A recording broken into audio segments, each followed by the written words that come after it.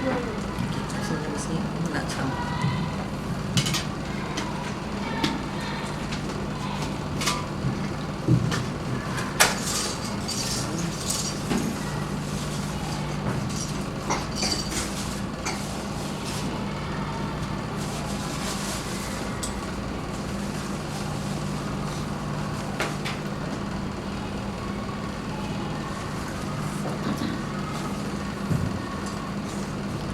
Malukan ada tertukar minggu lepas ramai datang tapi ustaz datang. Yang tertukar dia ingat ke dah tak ada fizikal. Allahuakbar.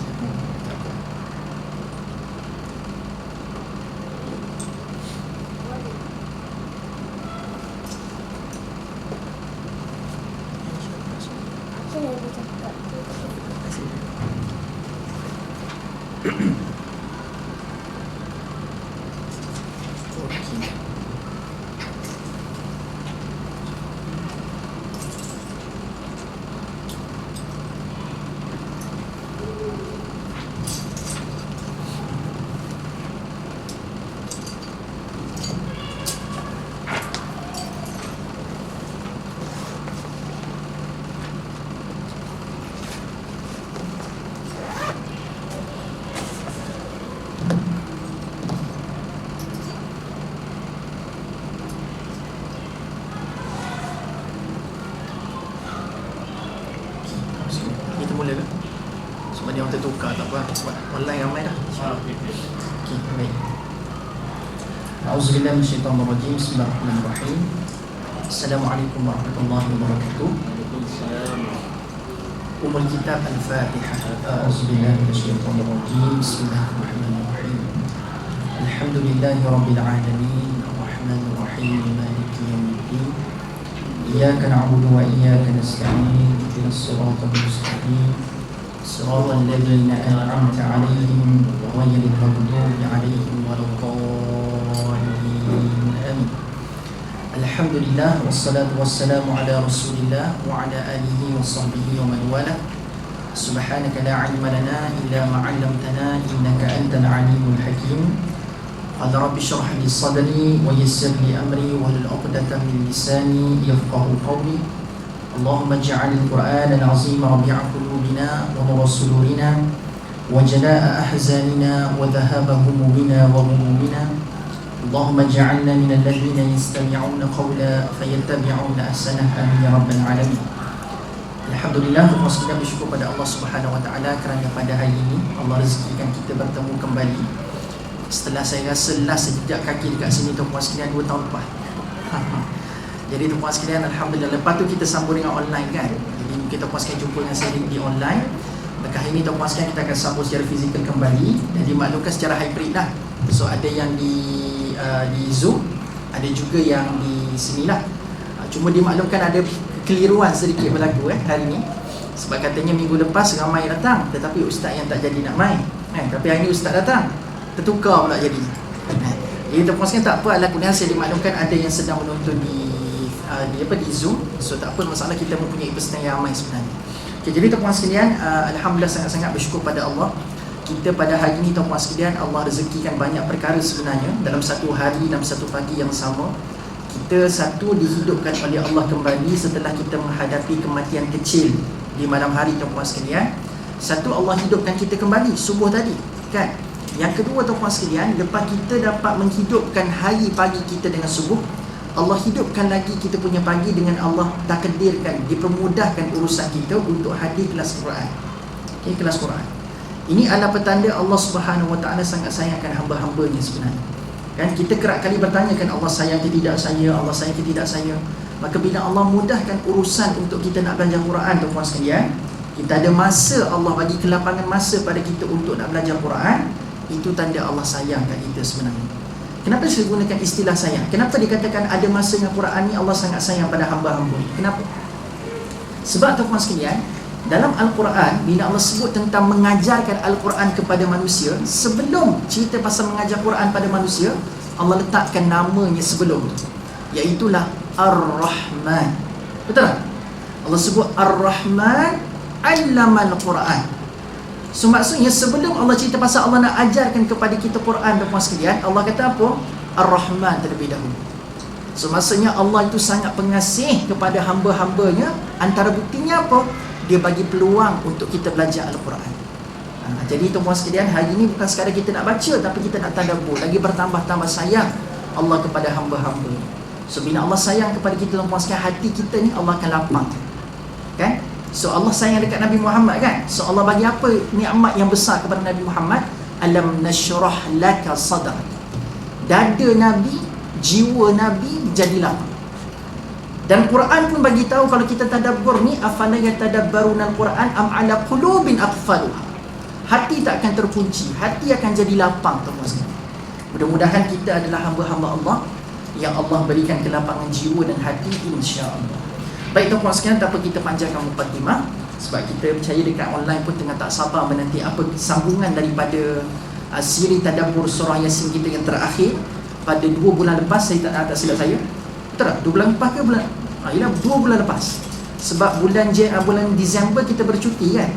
Jadi kita last 2 bulan lepas, tuan-puan sekalian, kita tak silap saya, dalam catatan saya, tuan-puan sekalian boleh sahkan, yang siapa yang follow sebelum ni, seingat saya kita sampai ayat ke-32 sebelum ni, betul?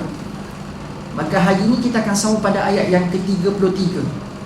Saya tak nampak pula komen-komen di Zoom. Pastinya kita boleh tengok komen dekat Zoom tak? Katanya kita kena boleh tengok lah. Betul tak tuan-puan sekalian? Yang hadir dalam kuliah online saya sebelum-sebelum ni, kita sampai ayat 33, kan? Kita sampai ayat 32. Hari ni ayat yang ke-33. Betul? Kan? Ada yang sah? Boleh sahkan? Sebab kita dah habis dah babak lelaki daripada hujung kota. Betul? Kita dah bincang dah, tuan-puan sekalian, babak mengenai ibrah daripada belakang. Bila Allah sebut tentang ada cerita 3 orang Rasul dan lelaki daripada hujung kota, yang tu kita dah habis bincang. Hari ni kita nak masuk fasa yang baru. Sebab dalam surah Yasin ada 6 fasa, ada 6 kembara. Maka hari ni kita nak masuk fasa yang ketiga. Fasa 1 dah habis bincang, fasa 2 pun dah habis bincang. Hari ni kita nak masuk fasa baru, fasa yang ketiga, iaitulah ibarah daripada depan, tuan-puan sekalian. Okay, kita dah ada atas Al-Quran, kita dah ada belakang sejarah. Yang ketiga, tuan-puan sekalian, depan itu merujuk kepada apa? Fenomena-fenomena alam, ataupun kita katakan sebagai alam sekeliling kita. Itu adalah babak yang ketiga. So bila babak yang ketiga ni, tuan-puan sekalian, kita akan jumpa bermula daripada ayat yang ke-33, tuan-puan sekalian. Okay. So seperti biasa, kita mulakan dengan isti'adzah. Mudah-mudahan Allah menjauhkan kita semua daripada syaitan dan iblis, insya-Allah. A'udzubillahi minasyaitonirrajim. Okay, ayat ke-33, tuan-puan sekalian. Wa ayatul lahumul ardul maitatu ahyainaha wa akhrajna minha habban faminhu ya'kulun. Okay, terjemahannya adalah, dan dalil yang terang untuk mereka memahami kekuasaan dan kemurahan kami ialah bumi yang mati, kami hidupkan dia serta kami keluarkan daripadanya biji-bijian, maka daripada biji-bijian itu mereka makan. Okay. Maksudnya, tuan-puan sekalian, ayat ke-33 ini adalah kesinambungan daripada cerita sebelum. Cerita sebelum ni Allah tarik perhatian kita, antara sumber petunjuk itu sendiri adalah cerita-cerita umam as-sabiqah, ataupun cerita-cerita orang-orang terdahulu. Kan? Dalam Quran kan ada kisah-kisah Nabi, ada kisah-kisah orang saleh, kan? Ada kisah-kisah orang yang dimurkai oleh Allah Subhanahu Wa Taala, ada kisah-kisah dalam Al-Quran, kan? Boleh kita interaksi, kan? Ada kisah-kisah dalam Al-Quran, tuan-tuan sekalian. Jadi, kisah-kisah dalam Quran ini Allah hadirkan kepada manusia bukan semata-mata untuk kita tahu story, cerita. Sebab Quran punya level, tuan-tuan sekalian, dia tak sama dengan kitab sejarah ataupun buku-buku sejarah. Kalau buku sejarah, kita baca cerita ataupun sejarah, tujuannya adalah untuk kita ingat cerita. Sebab tu dalam buku sejarah kan dia akan sangat menitik beratkan isu apa, tuan-puan sekalian? Isu apa? Tarikh, isu nama yang terlibat, di manakah lokasi, betul tak betul? Dia sangat menitik beratkan perkara tersebut. Kan? Tetapi Al-Quran, ada tak cerita yang Allah tak cerita siapakah watak, nama watak tersebut? Ada ke tak ada? Ada. Allah cuma sebut ada watak tapi tak sebut nama watak. Ada tak cerita yang Allah tak sebut nama tempat tu? Ada kan? Ada tak cerita yang Allah tak sebut bilakah tarikh berlaku situasi ataupun peristiwa tersebut? Ada kan? Sebab Allah nak bagi tahu kat kita, tuan-puan sekalian, nilai sejarah ataupun cerita dalam Quran ni bukan semata-mata kamu tahu cerita, tapi yang lebih besar daripada itu adalah apa pengajaran yang kamu ambil. daripada cerita tu. Kan? Kita mungkin boleh ingat data macam-macam tentang sejarah, tetapi apa pengajaran kita ambil? Kan? Sebab tu tuan-puan sekalian, hari ni bila masuk je kat sekolah menengah, kan kita belajar sejarah dah. Kan ada subjek sejarah. Berapa ramai tuan-puan sekalian yang suka dan sangat berminat dengan subjek sejarah? Ramai kan? Ada tu ada. Antaranya adalah ayah saya. Ayah saya tuan-puan sekalian memang sangat meminati subjek sejarah. Dia kata dulu, kami ni bila tak masuk sekolah menengah, ini antara benda yang selalu diperdengarkan kepada kami. So kalau kata anak-anak dia punya subjek sejarah tu tak berapa nak perform, maka ayah saya akan ulang cerita ni. Ayah dulu dia akan sebut lah. Dia akan sebut lah, dia kata sangat-sangat cemerlang, sangat meminati subjek sejarah, tak pernah jatuh daripada A setiap masa subjek sejarah. Ayah saya dulu tuan-tuan sekalian. Kan? Tapi nak kata kenapa kita rasa tak berminat? Kenapa kita rasa macam kurang? Sebab kita dilambatkan dengan nak hafal fakta semata-mata. Tapi tak tahu apa nilai yang kita ambil. Kan? Apa nilai yang kita ambil? Sebab itu dalam banyak-banyak sejarah, apa sejarah yang paling kita ingat sekali tuan-puan sekalian? Sejarah kemerdekaan, betul? Betul tak betul? Kenapa? Sebab kita di sana, di samping kita diterapkan dengan bilakah tarikh berlakunya peristiwa bersejarah ini, siapakah watak-watak terlibat, tapi kita sentiasa juga diterapkan nilai apakah makna kemerdekaan, betul? Sebab tu dalam banyak-banyak sejarah, inilah sejarah yang paling lekat kat kepala kita pada hari ini, yang kita belajar dekat sekolah menengah dulu. Sebab kita berada dalam nilai tersebut, maka Allah tahu inilah benda yang paling berkesan untuk manusia. Sejarah bukan sekadar diketahui dari sudut ceritanya, tetapi lebih besar daripada itu adalah apa pengajaran dan nilai yang kita bawa balik daripada cerita tersebut. Sebab itulah cerita sebelum ni Allah bawa nilai saja, iaitu tentang adanya peristiwa orang-orang yang berdakwah tapi ditolak. Kita ni baru seorang, bukan Rasul, bukan Nabi. Tiba-tiba kita ni orang biasa berdakwah, orang tolak, kita nak give up dah. Kita nak putus asa dah. Zaman dulu tuan-puan sekalian, bukan seorang Nabi, 3 orang Nabi bergabung kepala tuan-puan sekalian, berdakwah kat satu tempat, kena tolak mentah-mentah tuan-puan sekalian. Dahlah 3 kepala Rasul bergabung, berdakwah kat satu kawasan, yang beriman berapa orang tuan-puan sekalian? 1 orang sahaja. Waja'a min aqsal madinati rajulun yas'a, seorang saja yang beriman. Maka tuan-puan sekalian, rupa-rupanya ada di sana sejarah itu berfungsi untuk memberikan kita sumber petunjuk. Itu adalah nilai sejarah yang ada dalam Quran. Dia akan bagi kita petunjuk dan pengajaran ataupun nilai lah, bagi saya nilai, value. Dia fokus kepada value.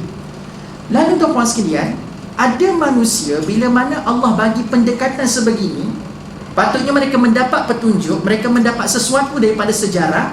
Tapi ada tak tuan-puan sekalian, masih lagi orang bermusuh dengan sejarah? Akan ada tak orang-orang sebegini? Masih akan ada kan? Punya efektif Allah bawa cerita sejarah dalam Al-Quran, tapi tak dapat dan nafi tuan-puan sekalian, masih akan ada lagi manusia yang akan memilih, tak nak ambil beratlah cerita pasal sejarah ni. Saya rasa macam cerita Ashabul Kahfi ni tak ada kaitan dengan saya lah, kan? Saya bukannya pendakwah, saya bukannya orang-orang yang betul-betul nak pertahankan agama dan akidah. Cukuplah saya jadi baik je ustaz, gitu lah. Jadi tuan-puan sekalian, dia mungkin rasa macam cerita ni tak ada kaitan dengan saya. So dia akan memilih untuk menolak ke tepi cerita-cerita sejarah. Dia tak nak ambil perhatian. Maka Allah kata tak apa. Kalau kamu rasa sejarah itu menyukarkan kamu untuk mendapat petunjuk, aku sediakan satu lagi sumber petunjuk, namanya adalah alam sekeliling kita. Gitu. So saya nak menjawab, kenapa saya nak bawa benda ni tuan-puan sekalian? Supaya apa? Supaya kita nampak Allah tidak terputus pengisian ataupun berubah topik secara tiba-tiba. Betul tak betul tuan-puan sekalian? Kalau kita fokus pada ayat sebelum ayat 33, kita nampak Allah cerita pasal sejarah, pengajaran sejarah, kan? Tiba-tiba Allah masuk pasal fenomena alam. Tiba-tiba Allah masuk pasal alam sekeliling kita tuan-puan sekalian. Tak kerasa macam shift of topic, perubahan topik secara tiba-tiba. Dan biasanya perubahan topik secara tiba-tiba ni tuan-puan sekalian adalah petanda yang negatif, bukan petanda yang positif. Betul tak betul? Contohlah tuan-puan sekalian panggil seorang penceramah, tiba-tiba topik dia adalah cerita pasal, contoh apa topik? Apa? Topik politik. Panggil penceramah, panggil topik politik tu dia. Katalah kita meraihkan, katanya topik politik sebagai contoh. Tiba-tiba tuan-puan sekalian, sila kita katakanlah topik fiqh, kita ambil politik tu. Topik yang patut dibincangkan adalah isu fiqh, tapi tiba-tiba tuan-puan sekalian dia corner kot lain. Nah, biasanya bila beralih topik, ini petanda yang tak bagus. Ini petanda yang tak berapa nak positif lah kita katakan tuan-puan sekalian. Melainkan kalau perkara yang dia kona tu ada kaitan dengan topik yang asal, kan? Tapi kadang-kadang tak ada topik, tak ada kaitan langsung tu. Sama juga sejarah dengan alam sekeliling, ada kaitan tu. Sepintah lalu kita tengok, macam tak ada kaitan. Tapi tuan-puan sekalian, tujuan saya bawa cerita tadi tu dengan saya bawa ayat 33 ni tuan-puan sekalian, supaya kita nampak, oh ada kaitan. Sebab ada manusia dengan sejarah dia masih lagi tak nak ambil petunjuk daripada sejarah. Maka Allah kata, is okay, ada pilihan yang ketiga, iaitulah alam sekeliling kita. Mudah-mudahan topik ini kamu rasa mudah untuk mengambil petunjuk daripadanya. Nampak tak? So ini petanda Allah Subhanahu Wa Taala itu bersifat dengan Al-Hakim. Betul tak betul? Kan saya pernah terjemahkan kan, bila Allah sebut Wal Quranil Hakim pada ayat kedua, Al-Hakim ni ada 3 maksud. Pertama, Al-Hakim, bahawasanya Quran itu mempunyai hukum hakam yang sangat hebat. Hakim hukum, kan? Ada hukum hakam. Dan Allah sebut Wal Quranil Hakim juga. Yang kedua adalah demi Al-Quran yang mempunyai hikmah. Itu maksud Al-Hakim yang kedua. Satu, Al-Quran yang ada hukum hakam. Yang kedua adalah Al-Quran yang mengandungi hikmah. Itu tafsiran yang kedua. Dan yang ketiga, tuan-tuan sekalian, Al-Quran itu disumpah oleh Allah Wal Quranil Hakim, demi Al-Quran yang terjahit di antara satu sama lain. Itu poin ketiga.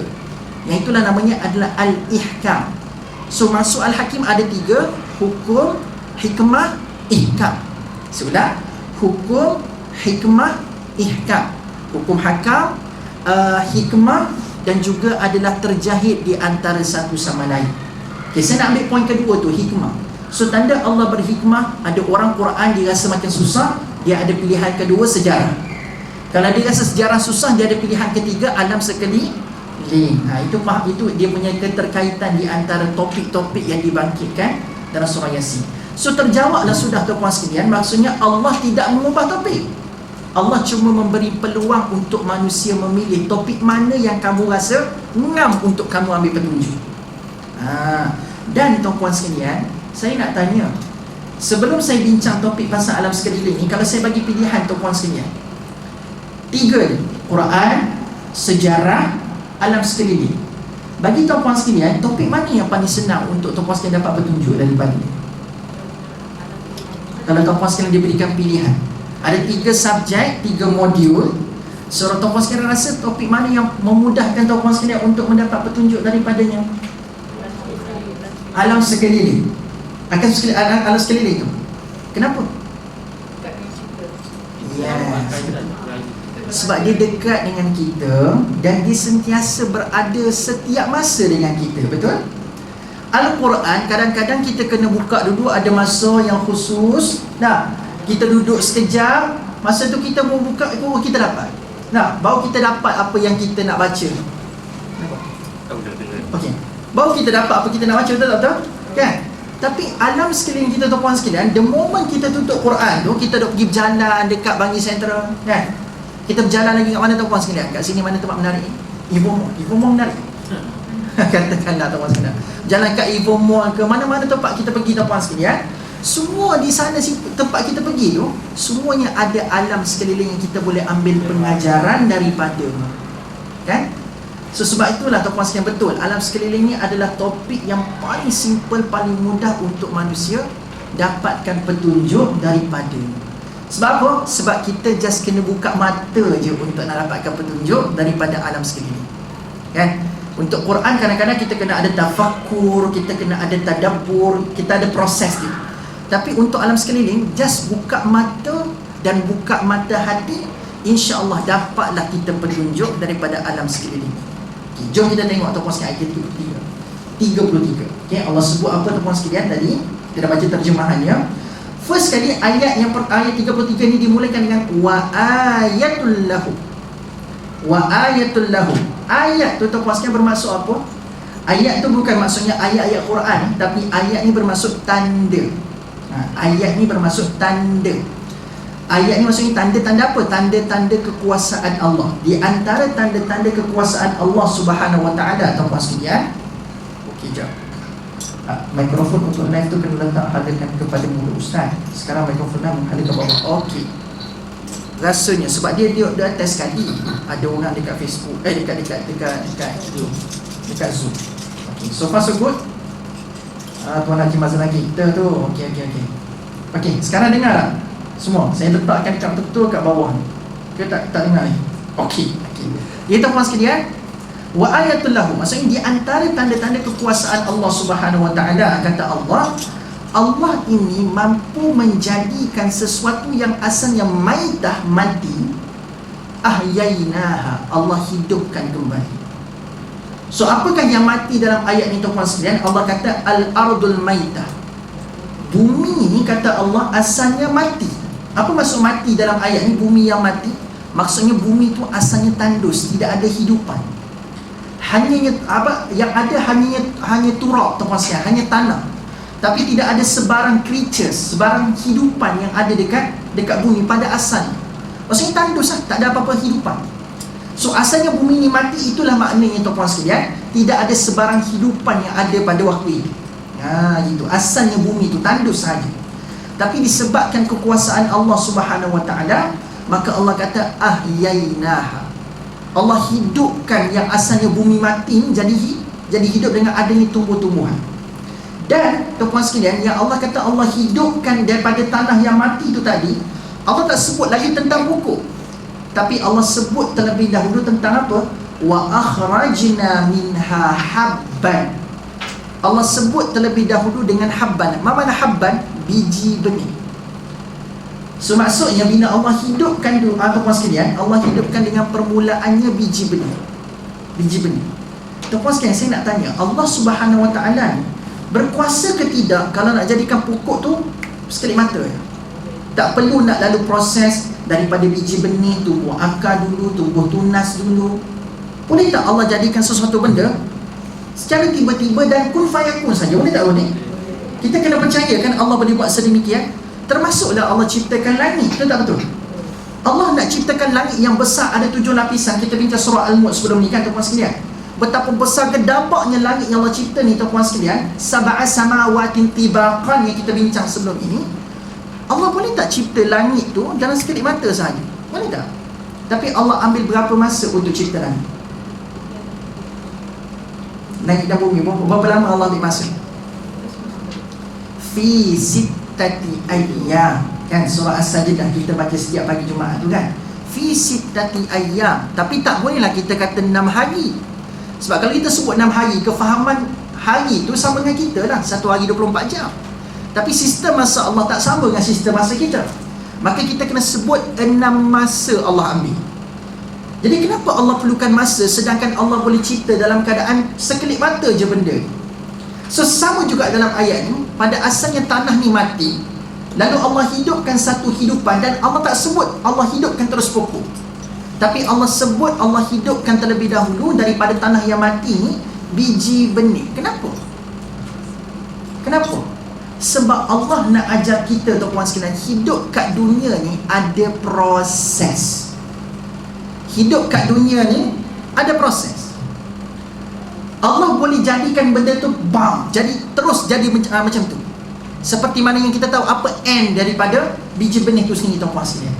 Tapi bila Allah startkan dengan Allah cipta dulu biji benih, Allah ajar kita erti proses. Setiap perkara sebelum dia capai tahap matang dia akan melalui proses yang tersendiri, mengikut ketetapan dan takdir daripada Allah Subhanahu Wa Taala. So sebenarnya daripada pokok ni tuan-puan sekalian, kita belajar tentang kehidupan kita sendiri.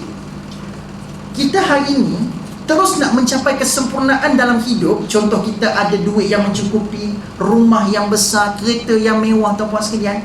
Ramai orang yang nak dapat benda tu secara instant, cepat. Dia tak nak lalu proses. Allah yang sangat berkuasa untuk menjadikan sesuatu pun ajar kita start kehidupan ni dengan biji benih dulu, bukan terus jadi pokok. Allah ajar kita step by step, proses by proses. Barulah kita akan mengalami satu tarbiyah daripada Allah. Dan the moment kita matang tu dengan sebenar-benar matang. Faham tak? Hari ni tuan-puan sekalian, terlalu ramai manusia dia nak instant je belaka dalam hidup ni. Nak belajar pun instant, betul tak betul hari ni? Tak, dia tak suka nak melalui kepayahan dalam belajar. Dia nak belajar tu kalau boleh, ustaz, cerita seminit-seminit sudahlah. Kita berada dalam generasi sebegitu pada hari ni tuan-puan sekalian. Anak-anak muda kita berkumpul kat masjid ke pergi belajar? Anak-anak muda kita berkumpul kat YouTube ke pergi belajar tuan-tuan sekalian? Tak, tuan-tuan sekalian. Dia berkumpul dekat mana? Dekat Instagram, dekat Twitter, dekat TikTok. Kenapa? Sebab dekat TikTok dia ada limited dia. Ada masa yang tertentu untuk dibenarkan berapa minit ditayangkan dekat TikTok. Jadi orang suka mendapatkan pengisian-pengisian agama macam instant. Oh 5 minit, tak apa dengar. Tapi kalau tengok ceramah 9 sampai 10.30. Dia tak boleh dah. Dia tak boleh. Dia tak boleh macam tu. Bukanlah kata tuan-tuan sekalian dia orang tak boleh langsung, tapi itulah stamina generasi muda pada hari ini. Dia tak mampu dah untuk nak menampung kepayahan dalam belajar. Sebab tu tak pelik tuan-tuan sekalian, data yang dikeluarkan oleh Kementerian Pelajaran Malaysia baru ni kan, berapa puluh ribu yang berhenti belajar tuan-tuan sekalian. Sebab apa? Rupa-rupanya bila dikaji balik kenapa puluhan ribu berhenti belajar, bukannya dah tamat belajar, berhenti belajar. Kenapa? Sebab sepanjang PKP ni ada bisnes boleh buat. So dia kata sebab bisnesnya okey, dah bagi dia orang duit dah.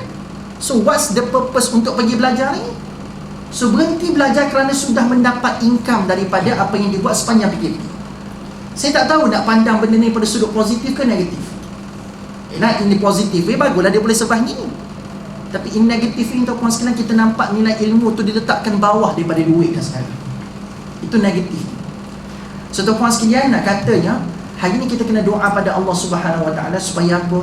Supaya kita sentiasa diberikan stamina belajar yang tinggi. Saya gunakan istilah stamina belajar lah. Dia ada stamina membaca, stamina belajar. So kita perlu develop benda ni tuan-tuan sekalian. Supaya apa? Supaya kita tidak ditelan dengan kebodohan zaman kini tuan-tuan sekalian. Kita tidak terkebelakang dan kebodohan sentiasa menang. Kita nak biar ilmu tu mengatasi kebodohan yang kita ada ataupun masyarakat kita ada. So memang ilmu ni dia bermula dengan proses. Dia tak akan berlaku secara instant. Kan kadang-kadang bila cilok-cilok sana sini tuan-tuan sekalian, ambil 5 minit, ambil 1 minit ni kadang-kadang berlaku. Bukan kata setiap masa berlaku benda ni lah, tapi akan ada possibility tersilap ambil ilmu. Dan mungkin juga berlaku fitnah. Betul tak betul?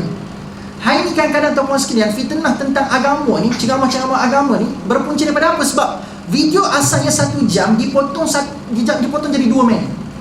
Yang isu yang kompleksnya adalah pada 2 minit tu. Orang duk canang yang 2 minit tu tuan-tuan sekalian. Tu keliru belaka semua orang. Bagi tuan-tuan sekalian pada hari ni, kalau kita nak belajar ilmu khususnya, kita kena lalu dengan proses. Sama ada kita nak membina kehidupan juga kita pada hari ni, kita nak bina kehidupan kita pun kita kena lalu proses. Susah ke senang ke, just be in the process. Itu kata orang kampung saya. Just be in the process. Kita berada dalam proses tersebut. Dan tuan-tuan sekalian, para sahabat dalam Al-Quran penghujung surah Al-Isra, Allah Subhanahu Wa Taala bagi tahu generasi para sahabat ni macam mana? Adakah Allah kata generasi para sahabat ni lahir-lahir dah bagus dah? Sedangkan Nabi kata generasi yang paling terbaik siapa? Khairukum qarni. Generasi yang paling terbaik adalah generasi ataupun kurunku. Maksudnya para sahabat lah. Summa yalunakum summa yalunakum. Dan seterusnya adalah generasi yang seterusnya dan seterusnya, kata Nabi. Maksudnya generasi yang paling terbaik adalah generasi para sahabat, kata Nabi Muhammad SAW. Tapi Quran bagi tahu generasi para sahabat tu, adakah dia lahir tu jadi baik? Tak. Quran sendiri buat satu perumpamaan yang sangat cantik. Penutup surah Al-Isra, tuan-tuan sekalian boleh baca. Sahabat ni diumpamakan seperti apa? Seperti biji benih yang akhirnya mengeluarkan tunas. Daripada tunas menjadi batang yang tegak. Daripada batang yang tegak mengeluarkan ranting-ranting dan daun-daun. Dan akhirnya menghasilkan buah, menjadi manfaat kepada ramai orang tuan-tuan sekalian. Maksudnya para sahabat jadi sebaik-baik kurun tu sebab apa? Sebab dia pun melalui proses. Proses. Kan tuan-tuan sekalian, hari ni kita tengok pokok, tuan-tuan sekalian, kita rasa wah bagusnya pokok ni bagi. Tuan-tuan sekalian, depan rumah saya ada pokok mangga. Mangga apple. Mangga apple tu kecil-kecil tuan-tuan sekalian, memang dia tak besar mana pun. Dia memang mangga apple, dia panggil mangga apple. So tuan-tuan sekalian, tak berhenti-berhenti tuan-tuan sekalian sampai sekarang. Dia macam tak kena musim. Ada je production buah mangga tu. Sampai tuan-tuan sekalian dia jatuh dekat jalan raya tuan-tuan sekalian, dia ambil oleh tupai saya biarkan dia tuan-tuan sekalian. Kan bila dia jatuh tuan-tuan sekalian, kita berebut lah tuan-tuan sekalian, sebab dia dah tinggi sangat, kita pun malas nak mengaik. Dia jatuh tu kita berebut lah biasa. Tapi sebab dah terlalu sangat makan, tupai nak ambil pun kita lepas. Ambil. So siap, kalau boleh saya tahu ni, saya nak sampai satu notis, siapa nak ambil je. Nak tuan-tuan sekalian. Okey, nak katanya Bila buah tu dia mengeluarkan hasil, kita rasa sayang dekat pokok tu. Sayang kan? Kita kata bagus pokok ni menghasilkan buah kepada kita. Kita boleh makan pula tu. Kalau muda-muda tu tuan sekalian, kita potong jadi yang masam-masam tu, yang muda-muda yang putih tu, kita potong jadi kita potong-potong sekalian, kita campur dekat dalam ikan siakap kita. Oh, buat masak mangga tuan sekalian. Oh, sedap. Kan? Ada yang puasa kan ni? Astaghfirullahalazim. Saja minta maaf tuan sekalian, saja nak cerita pasal tu. Nak kata kita terlalu kagum dengan pokok mangga, itu poin saya nak sampaikan.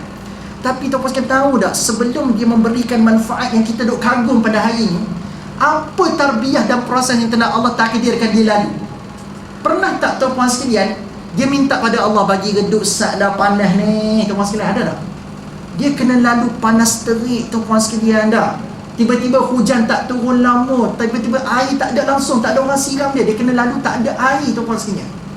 Banyak proses susah yang dia lalu sebelum orang duk puja dia, mendatangkan manfaat kepada manusia. Betul tak betul? Kan? Ladang teh di Cameron Highland tuan sekalian, yang tuan sekalian duk kata wah cantiknya tuan sekalian.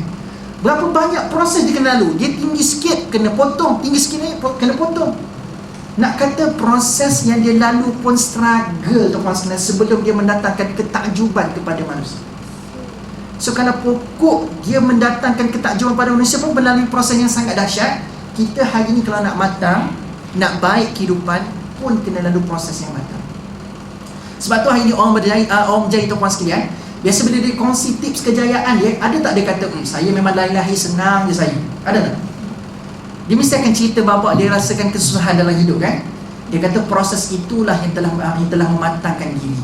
Itu adalah contoh saya nak fahamkan tuan sekalian tentang kenapa mesti Allah sebut tentang biji benih dulu. Barulah lepas ni Allah akan sebut tentang pokok-pokok, adanya buah kurma dan sebagainya tuan sekalian. Sudah faham sekarang ni kenapa Allah sebut biji benih terlebih dahulu. Okay.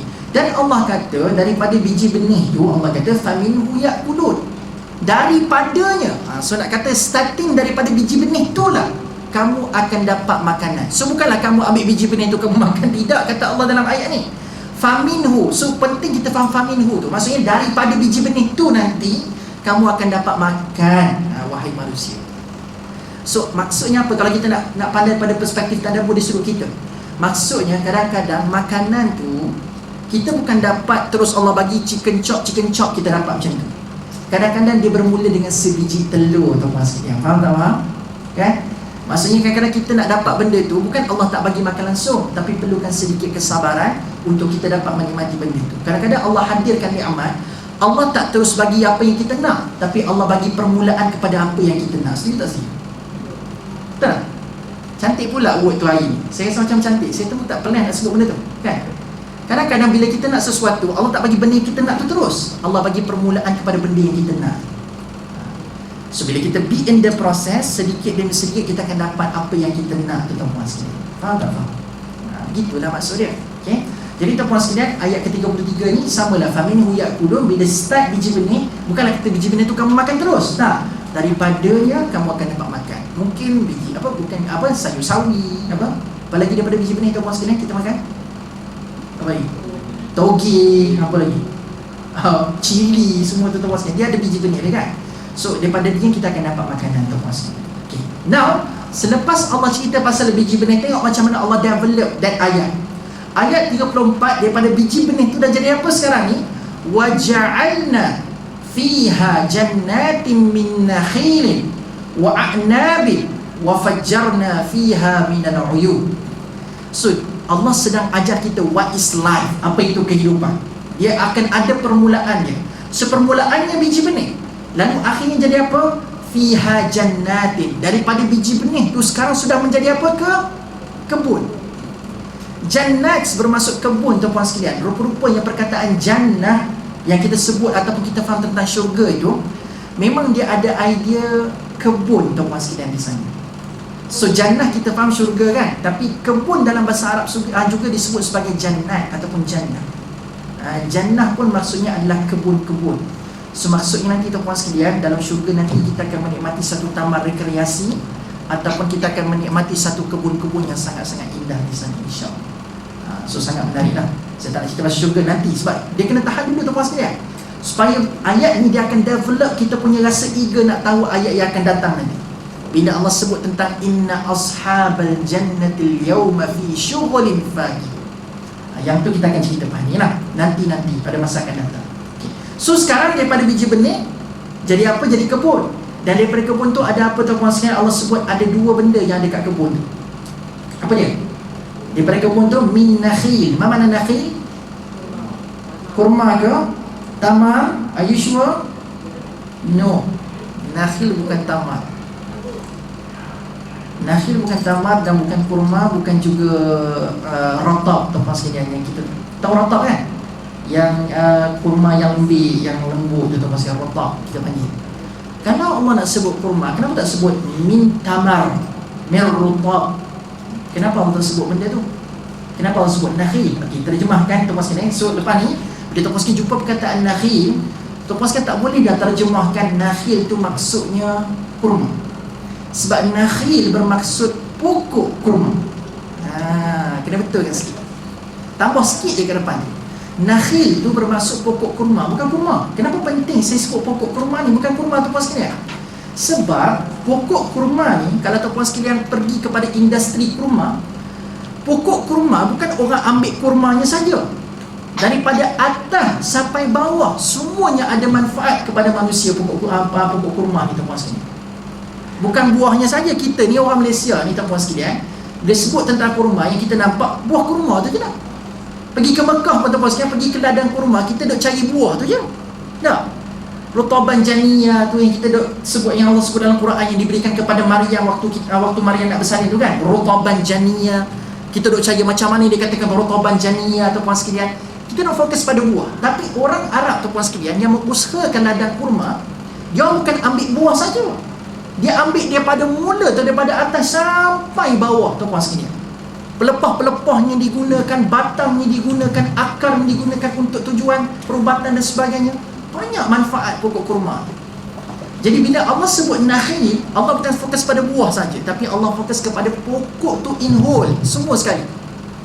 Nak kata tuan-tuan sekalian, daripada biji benih yang satu tu tadi, bukan sekadar dapat buah balik, tapi Allah kata semua pokok tu you can use, boleh kamu ambil benefits daripada itu. Ambillah apa-apa yang mendatangkan manfaat kepada manusia. Itu maksudnya nakhil tuan-tuan sekalian.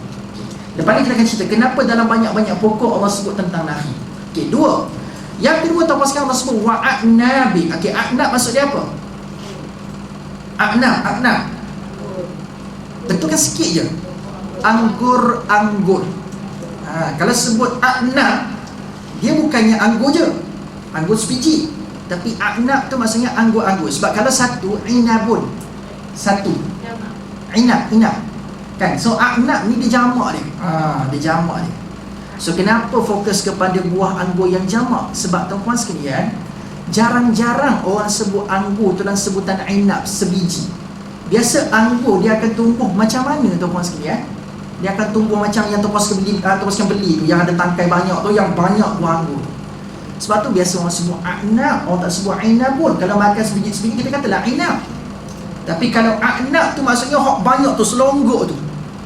Boleh bayang tak tuan-tuan sekalian, daripada tanah yang tandus, daripada satu biji benih, sekarang ada pokok kurma yang telah membentuk kebun, dan adanya a'nab, adanya anggur-anggur yang berbuah dengan sangat-sangat banyak, bukan satu-satu, tapi dia, kita panggil apa tuan-tuan sekalian? Segugus anggur tuan-tuan sekalian Allah jadikan kepada kita dekat dunia ni tuan-tuan sekalian. Gitu. Itu yang maksudnya a'nab tuan-tuan sekalian. Dan kita sampai habis dulu. Lepas ni kita akan bincang kenapa dalam banyak-banyak pokok kat dunia ni Allah mesti pilih dua pokok ni, ataupun dua buah-buahan. Buah kurma, pokok kurma dengan buah anggur. Kenapa Allah sebut benda ni? Ada banyak lagi buah lain, watermelon ada kan, ada tufah, ada burtukal, ada babaya kan, ada papaya kan. So teman, kenapa tak sebut buah tu? Durian pun sedap juga kan. Sekarang musim kan? Musim lah. Musim dah tahu sini anak. Jadi tuan-tuan sekalian, mungkin tak lama lagi dekat yang mana tu?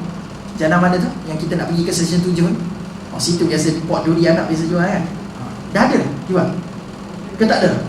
Sekarang nampak jual bantal banyak sekali jual bantal kan, sambung. Wa fajjarna fiha minal uyun. So Allah sambung lagi, Allah pancarkan daripadanya, maksudnya dekat kebun tu. Maksudnya sekarang ni Allah sedang describe, Asalnya tanah tadi tu mati, bumi tu mati.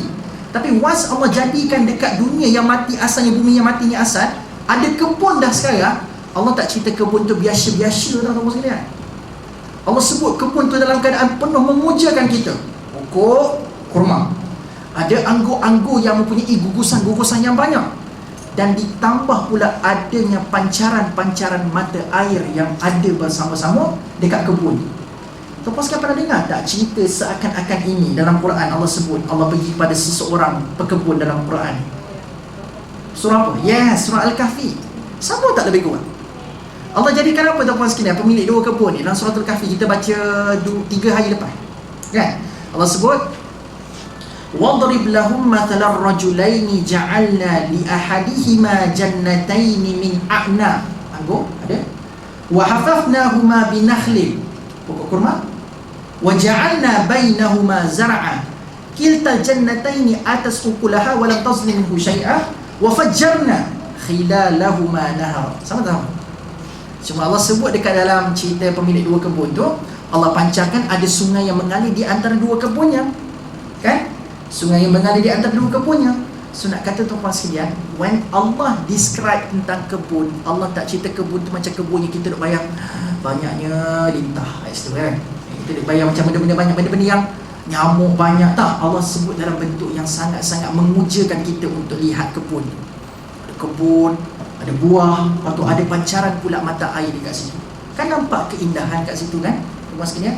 So tuan-tuan sekalian, always remember, permulaan kepada keindahan yang kita sedang nikmati pada ayat 34 sekarang ini bermula daripada tanah yang asalnya mati. Itu permulaan. Bukan terus bam, jadi dunia ni cantik, hijau, tidak. Permulaannya tanah itu tandus, tuan-tuan sekalian. So berkuasa tak Allah sekarang? So sekarang ni tuan-tuan sekalian, is the matter of kita buka mata ke tidak? Kita tengok telah banyak sangat keindahan Allah jadikan dekat muka bumi, tuan-tuan sekalian. Tak tandus pun kita tengok bumi kita sekarang. Di sana hijau, di sini hijau, tuan-tuan sekalian. Sana cantik, sana di sana cantik. Banyak sangat kecantikan yang ada dekat muka bumi. Cuma persoalannya, kita buka mata ke tidak? Buka mata tu satu hadah, kita boleh celak mata kita, tapi kita buka tak mata hati kita lihat benda? Ada tak tersebut dekat mulut kita bila kita nampak benda-benda tu semua, kita sebut Masya Allah, la quwwata illa billah? Ada tak kita sebut? Okay, apa? Sekarang ni bila Allah sebut tentang keindahan, sebenarnya bukan Allah nak suruh kita semata-mata rasa diberikan satu halwa mata lah, tengok wah cantiknya. Tidak. Tapi Allah sedang mencuci mata hati kita. Did you see this thing with your heart? Gitu bahasa kampung saya dah. Adakah kamu tengok benda tu dengan hati kamu? Ataupun kamu tengok benda tu sekadar benda yang wah cantiknya, wah hijau ni. Ramai orang boleh buat macam tu. Tapi apa beza orang beriman dengan orang tak beriman tengok pokok yang cantik? Apa beza orang beriman dengan orang tak beriman tengok kebun-kebun yang indah? Kan? Ramai orang nak sangat pergi Turki tuan-tuan sekalian bulan 5 nanti. Sebab apa? Musim tulip. Kan? Bulan 5 kan? Bulan 5 tuan-tuan sekalian katanya musim tulip. Orang nak pergi berebut tengok tuan-tuan sekalian, tengok tulip tuan-tuan sekalian kata ni. Tapi apa beza kita dengan orang yang bukan Islam ataupun orang yang tak beriman tengok bunga tulip? Faham tak maksud saya?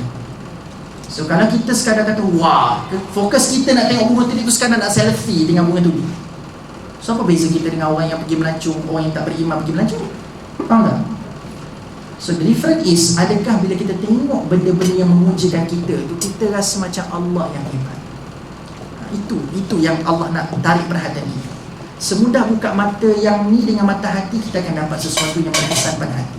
Okey, sambung. Okey, sekarang kita nak jawab, kenapa pokok kurma dengan a'nab disebut? Kenapa tak benda-benda lain disebut tuan-tuan sekalian? Ada banyak lagi buah, kenapa mesti dua buah ni yang disebut? Nampak betul? Kenapa? Ada idea tak tuan-tuan sekalian? Rasa-rasanya dalam kuliah-kuliah kita sebelum ni pernah saya sebut sikit-sikit tentang benda ni, tapi tak tahulah pernah dijelaskan ke tidak tentang kenapa mesti dua buah ini yang disebut. Ada idea tak tuan-tuan sekalian? Sebab dulu bila tengah online tak boleh nak sembang-sembang macam ni tuan-tuan sekalian. Rasa rindu lah tuan-tuan sekalian macam ni. Tanya soalan tu, minta pendapat sikit. Tuan-tuan sekalian rasa macam mana? Kenapa dua buah ni yang disebut? Kurma dengan a'nab. Kenapa?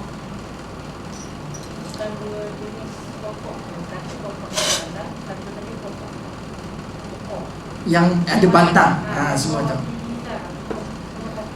Betul.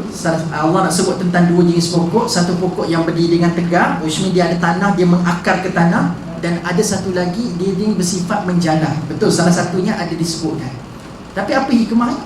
Boleh je guna pokok menjala yang lain? Boleh je guna pokok yang ada batang, yang mencengkam ke tanah yang lain? Kenapa? Idea kenapa mesti dua pokok ni? Kenapa? Sebab, tuan-tuan sekalian, Allah nak sebut dua buah yang biasanya disinonimkan dengan kemewahan ataupun kekayaan. Masa tak? Kurma dengan anggur ni adalah buah yang biasa disinonimkan dengan orang yang have. Have? Orang yang ada lah, kan? Betul tak?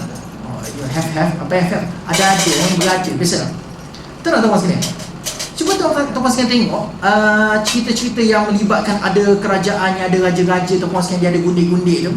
Terus cuba tengok, gundik-gundik raja ni dia suap buah apa? Buah betik ke? Tak, dia suap buah anggur.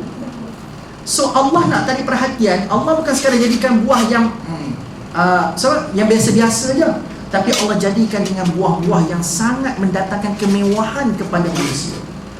So Allah kata asalnya mati, tapi buah yang aku ciptakan kepada kamu manusia ni adalah buah-buah yang menggambarkan kemewahan dan kekayaan kepada kamu.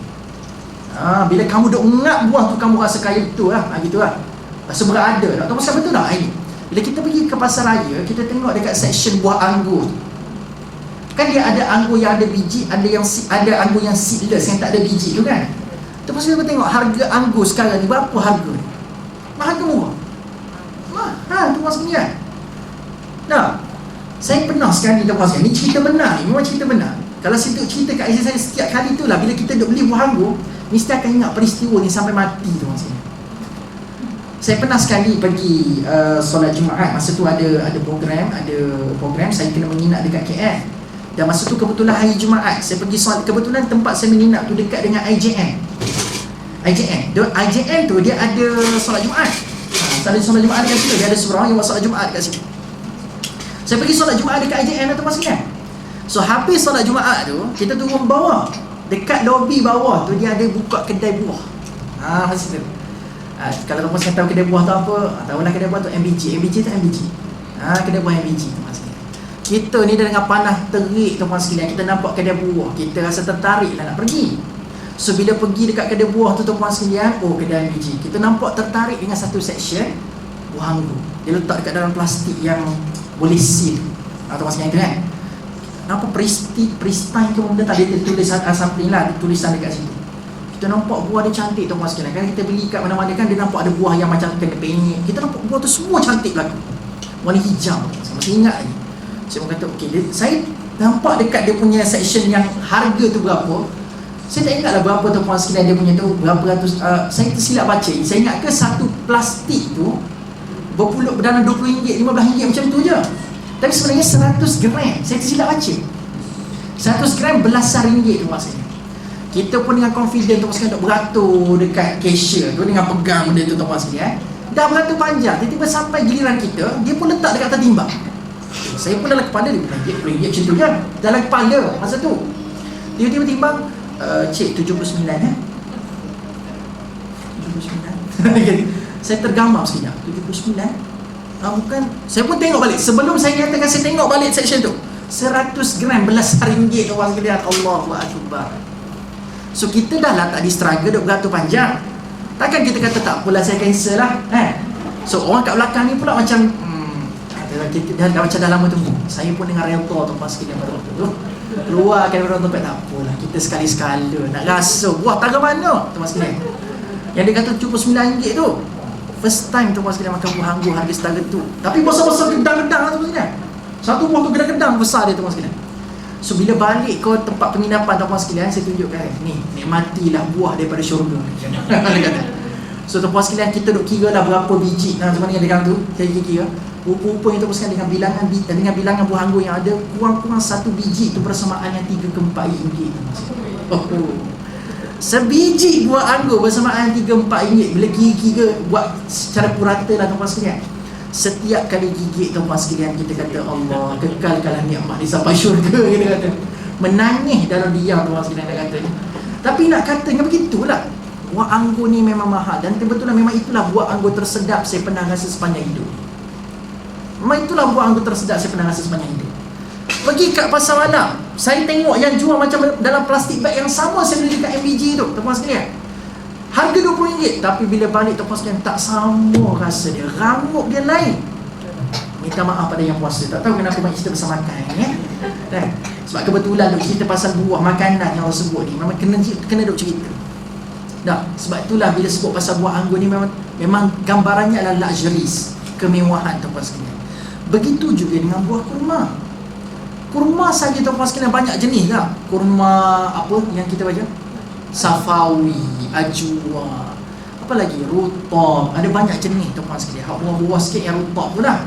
Hak lembik-lembik tu sikit lah, itu murah. Tapi kurma ajwa tuan sekalian, kalau nak beli berkilo-kilo, mau botak sikit kepala kita nak beli lah. Mahal kurma ajwa ni tuan sekalian, memang mahal kan? Jadi tuan sekalian betul, buah ni memang menggambarkan luxuries, kemewahan dan kekayaan. So Allah kata asalnya mati bumi ni, tapi bila aku tumbuhkan buah, bukan kaleng-kaleng punya buah tau aku tumbuhkan untuk manusia ni. Bila manusia makan, dia akan rasa kemewahan, the taste of luxuries. Ini terima apa?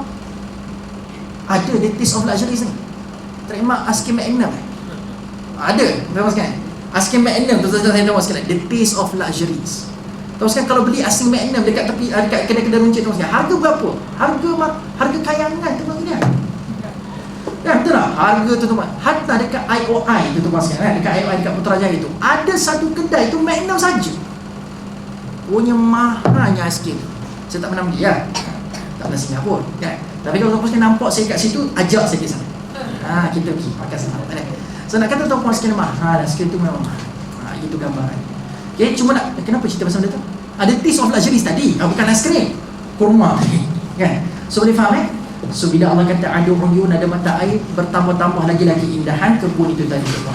Okay, so Allah sambung lagi ayat ke-35. Liya'kulu min thamarihi wa ma'amilasu aydihim afala yashkurun. Supaya mereka makan dari buah-buahannya dan dari apa yang dikerjakan oleh tangan mereka, maka patutkah mereka tidak bersyukur? So Allah sebut dalam ayat ini, makanlah kamu daripada buah tu dan apa yang dikerjakan oleh tangan kamu. So maksudnya apa tuan-tuan sekalian? Tiba-tiba masuk ayat 35 ni ada cerita pasal kena usahakan dengan tangan sendiri. Tadi duk cerita pasal Allah boleh hidupkan benda tu, tapi sekarang ayat 35 ada cerita pasal usaha. Maksudnya apa? Betul Allah boleh jadikan, tetapi ada perkara-perkara kita kena patuh pada sunnatullah.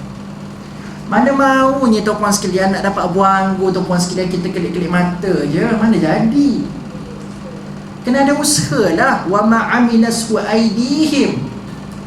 Tuan-puan sekalian perasan tak? Nabi-Nabi kita antara yang paling selalu dipopularkan sebagai Nabi yang paling banyak berusaha keras untuk nak makan, Nabi apa? Nabi-Nabi kita semua nak makan sesuatu, dia kena berusaha. Tapi Nabi apa yang paling banyak dia highlight dalam Quran? Yang dia sebut tentang Nabi ni betul-betul mengerahkan dia punya tenaga untuk nak makan. Bukanlah kata dia kena hidup susah, tidak. Tapi dia nak makan daripada apa yang diusahakan dengan tangannya sendiri. Dia tidak jadi orang yang meminta-minta. Nabi apa? Siapa tahu? Nabi, saya bagi hint lagi, dia juga adalah seorang raja, tuan-tuan sekalian. Patutnya dia boleh kerahkan sahaja, tuan-tuan sekalian, untuk dia punya pekerja-pekerja, askar-askar dia pergi cari makanan. Aku nak makan je. Bukan Nabi Yusuf, ya? Nabi Sulaiman, bukan Nabi Sulaiman. Ramai tak tahu. Okey, Nabi Sulaiman hampir. Nabi Daud. Nabi Daud, tuan-tuan sekalian. Nabi Daud kan raja. Mesti tahu tak Nabi Daud raja? Kan lepas dia kalahkan tentera apa tu? Jalut, kan? Kan dia kalahkan tentera Jalut, tuan-tuan sekalian. Kan Talut pimpin dia pada waktu tu. Talut tu sebagai raja. Lepas Talut habis dia punya tempoh kepimpinan, ya, Nabi Daud lah naik sebagai raja selepas tu. Sebab salah tu tuan-tuan sekalian, yang bunuh Jalut pada waktu itu adalah Nabi Daud. Yang kalahkan Jalut pada waktu tu Nabi Daud alaihissalam. So Nabi Daud jadi raja lepas tu. Dan sebab itulah tuan-tuan sekalian, Nabi Sulaiman disebutkan mewarisi takhta bapanya Nabi Daud. Sebab Nabi Daud tu asalnya adalah raja. Sebab tu dalam Quran juga ada babak Nabi Daud alaihissalam, dia menjadi kuasa pemutus kepada ada isu yang berlaku dekat dia punya tempat. Iaitu ada seorang pengembala tu, dia punya kambing duk makan semua tanaman-tanaman. Kan? Masa kita dengarkan cerita ni, dalam Quran ada cerita ni. Pasal Nabi Daud perlu menghakimi peristiwa ni, kejadian. Kan masa tu kan dia minta pendapat anak dia. Kalau cerita ni tuan sekalian, kita kena memberikan kepercayaan kepada anak kadang-kadang. Nabi Daud tu ada kuasa pada waktu tu, dia boleh tetapkan apa jua hukuman kepada pengembala kambing yang biarkan kambing dia pergi makan tanaman-tanaman orang. Dia boleh je bagi hukuman, kambing tu semua kau kena bagi kepada tanaman. Itu idea asal Nabi Daud nak buat pun pada waktu tu. Tapi tengok masa tu dia bagi ruang kepada Nabi Sulaiman yang masih kecil pada waktu itu. Apa pendapat kamu, wahai anakku? Kamu rasa keputusan ayahanda sekarang ni betul ke tak betul? Kita serahkan je semua kambing-kambing yang ada pada pengembala tu, sebab dia punca, dia bebaskan dia punya kambing, habis rosak tanaman-tanaman orang yang menjadi semua pendapatan dia. Okey tak kita bagi pada pemilik kebun ni sekarang? Tapi kata Nabi Sulaiman, saya rasa saya ada cadangan lain. Cadangan dia apa? Cadangan saya ayahanda adalah penyerahan kambing ini tidak diserahkan secara mutlak. Dia diserahkan dalam tempoh yang tertentu. Gitu. Macam mana idea Nabi Sulaiman? Cadangan dia adalah bagi kepada pemilik kebun ni kambing untuk dia nikmati hasil daripada kambing tu. Cuma kebun yang dah banyak rosak tu serahkan kepada pemilik kambing yang asal tadi. So dia akan usahakan kebun tu sampai kebun tu sampai kebun tu menghasilkan kembali hasil-hasil. Maka lepas tu serahkan balik kepada kebun tu, dia boleh ambil balik kambing. Win-win situation. Okay. So cadangan siapa yang dia ambil? Cadangan Nabi Sulaiman. So Nabi Sulaiman memang Allah kata wa atainal hikmata. Wa atana ilma wa hikmah. Memang Allah jadikan Nabi Sulaiman ni diberikan ilmu dan hikmah kepada Nabi Sulaiman. Okey, baik. So tuan-tuan sekalian, Nabi Daud. Okey, poinnya adalah Nabi Daud sangat banyak dipaparkan dalam Al-Quran cerita tentang seorang nabi yang kalau nak buat sesuatu, nak makan, dia akan berusaha dengan tangannya sendiri. Bahkan ada hadis sebut tentang perkara ini. So nak kata ikon pekerja kuat walaupun seorang raja adalah Nabi Daud alaihissalam. So tuan-tuan sekalian, Allah nak kata setiap perkara memang kita kena usahakan. Itu sunnatullah ni. Syariatullah Allah sebut sebelum ni, daripada tanah mati Allah hidupkan, itu syariatullah. Tapi syariatullah ni akan dipengaruhi juga, walaupun tak setiap masa, tapi banyak dipengaruhi oleh sunnatullah. Pernah dengar tak istilah sunnatullah, syariatullah? Sunnatullah ni apa yang kita kena buat daripada pihak kita. Syariatullah tu adalah benda yang dalam kawalan Allah Subhanahu Wa Taala. Yang Allah demand kita buat adalah babak sunnatullah tu. Kita kena usahakan. Sebelum pokok tumbuh, kamu kena semai biji benih, kamu kena siram dia, kamu kena baja dia, barulah kamu akan dapat hasil yang kamu inginkan. Tapi kalau kamu semai saja biji benih, air pun tak siram, baja pun tak bagi, maka macam mana kita nak dapat hasilnya? Gitu. Allah boleh je tuan-tuan sekalian, walaupun tak ada air, walaupun tak ada matahari, walaupun tak diberikan walaupun tak diberikan baja, Allah boleh tumbuhkan saja. Tapi Allah kata manusia kau kena faham, hidup kat dunia ni ada satu istilah sunnatullah ni, kita boleh faham cause and effect. Dalam bahasa mudah sunnatullah ni cause and effect. Tak ada benda berlaku secara eventually. Asasnya dia ada cause and effect. Dia ada sebab dengan musabab dia tuan-tuan sekalian. Lebih kurang macam tu. So Allah kata benda ni kamu akan nikmati, tapi kamu kena berusaha. Tapi kalau selepas kamu berusaha dan kamu dapat benda tu, apa yang kita kena buat sepatutnya? Lepas kita dah berusaha dan kita dapat apa yang telah Allah jadikan secara syariatullah tu tadi, dengan buah yang sangat luxury, sangat mewah, sangat kaya, lepas tu dengan tanaman-tanaman yang sangat indah tuan-tuan sekalian. Lepas kita berusaha tuan-tuan sekalian, kita dapat benda tu lepas usaha, patutnya kita kena buat apa? Bersyukur kepada Allah. Sebab tu lepas Allah kata wa ma amilas wa aidihim, sambungannya afala yashkurun. Kenapa kamu tidak bersyukur? Kan? Di saat ada orang yang membanting tulang berusaha keras, tapi kadang-kadang Allah tidak menjadikan seperti mana yang diinginkan. Ada tak ada tuan-tuan sekalian, orang yang siram air di tiap hari, bagi baju yang berkualiti, tanam di tempat yang paling terbaik, tapi akhirnya tuan-tuan sekalian, biji benih dia langsung tak bercambah. Pernah berlaku tak? Tuan ingat lagi tak masa, saya rasa mungkin generasi kita lain kot, tapi generasi saya kan, masa saya darjah 4 tuan-tuan sekalian, ada eksperimen sains. Kena buat apa? Kena cari kotak keset, letak kapas-kapas, basahkan kapal, letak biji benih warna hijau yang togi tu, togi. Anak-anak tuan-tuan sekalian mesti pernah buat masa sekolah rendah dulu. Kita tuan-tuan sekalian pernah buat juga? Pernah buat kan? So tuan-tuan sekalian, saya masih ingat lagi.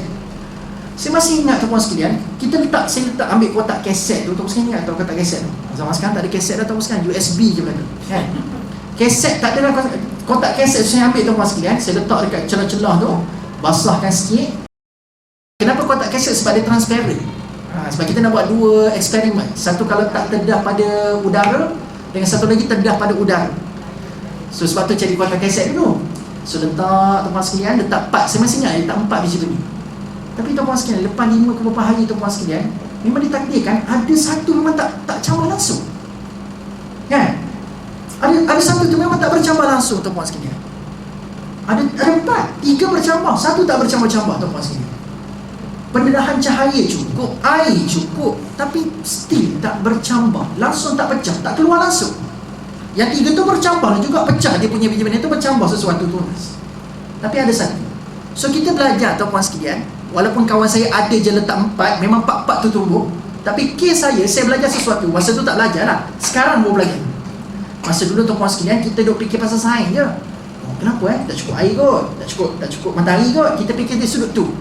Tapi bila kita belajar Quran sekarang, bila tengok pada peristiwa tu, kita nampak walaupun sunnatullah dia cukup, dia masih lagi tertakluk pada syariat tu. So kerana Allah kata tak tumbuh, dia tak tumbuh lah dia tuan-tuan sekalian. Sebab itulah kalau kita seorang petani, kita ambil falsafah seorang petani tuan-tuan sekalian, kalau kita menyemai sesuatu, kita telah berusaha sehabis mungkin, dan akhirnya tumbuh seperti mana yang kita harapkan, memang layak dan wajar kita bersyukur pada Allah sebenarnya.